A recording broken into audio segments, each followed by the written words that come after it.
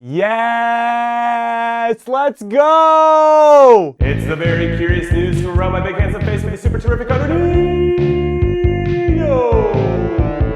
Very curious news item number 1. Guess who nailed all of his predictions? Yup, this guy. I said that Sweden would beat Switzerland 1-0 behind some stout defending, and Sweden won 1-0 behind some stout defending and a deflected goal by Emil Forsberg, who, in fairness, did well to create some space to get the shot off, but he didn't do so well on his shot until it got deflected, and that's all there was to really report from this match because it wasn't all that exciting. Because it played tight, as is to be expected in a knockout round game from two teams that initially played with nothing to lose since no one had any expectations of them until they got out of their respective groups. And then the Swiss people were like, hey, wait a second. We might have a chance here because it's only Sweden. And the Swedes were like, hey, wait a second. We should win this because it's only Switzerland. And these newfound expectations meant pressure, and pressure meant playing tight, and that's what it felt like for 90 minutes. And a deflected goal was the only thing that really separated the two teams. But congrats to Sweden for making enough of the decisive plays to book their spot in the quarterfinals, the furthest they've gotten in a World Cup since 1994. And they're going to play against England, England, England. England, England, England. How cringy was that? It was supposed to be cringy, okay?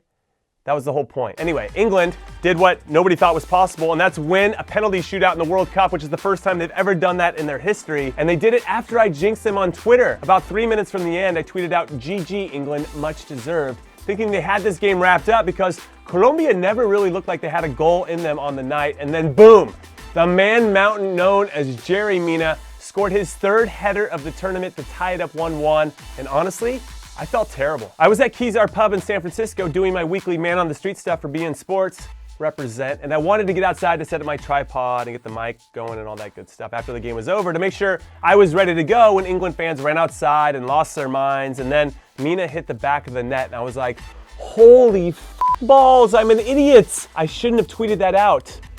But thankfully, it all worked out anyway, so whew, I dodged being a curse for England, and better yet, I nailed my prediction. Kind of. A little bit. I mean, for the most part. I said the Three Lions would win 1-0 if Colombia didn't score in the first 20 minutes of the game, and they didn't score in the first 20 minutes of the game, and I was like, it should have been done and dusted, 1-0, but damn you, Jerry Mina.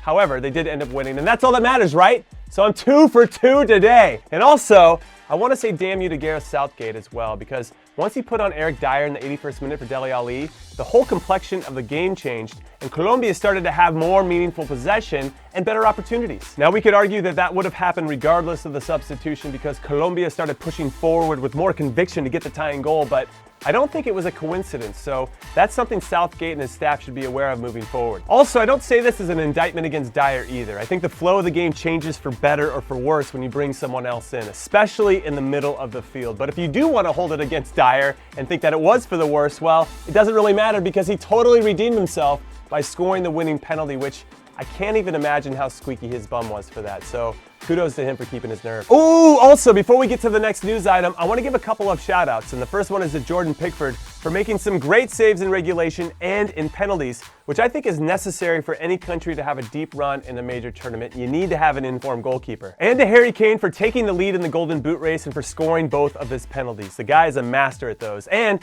actually to all of the players who had the courage to step up and volunteer to take penalties in general, because it is a lonely walk from your group at midfield to the ball that sits on the spot while millions and millions of people watch you either succeed or fail. So I salute you. However, I don't salute the referee Mark Geiger, who had the good fortune of reffing many of my games as a player, and I was always just as frustrated with him as the players on both sides in this game. He just lets things get out of control, and mainly that's due to his inconsistency on what is a foul and what isn't. And as the most important American in this tournament, we needed him to do better since he's representing all of us back here, and I don't really feel like he did. But alas, the referee didn't even matter because the better team ended up winning anyway, so it all worked out, and now England has to take down a Sweden team that qualified over the Netherlands, beat Italy in the playoff, and won the group that had Germany in it. So it's pretty clear the Swedes are enjoying taking the scalps of some very big countries, and I'm sure they would be more than happy to take England's next. But England does have that team of destiny thing about them, because according to everyone from there, it's coming home. And maybe they're right. Very curious news item number 2. Cristiano Ronaldo is set to leave Real Madrid. Yes, the man who has truly done everything that there is to be done for Madrid in La Liga,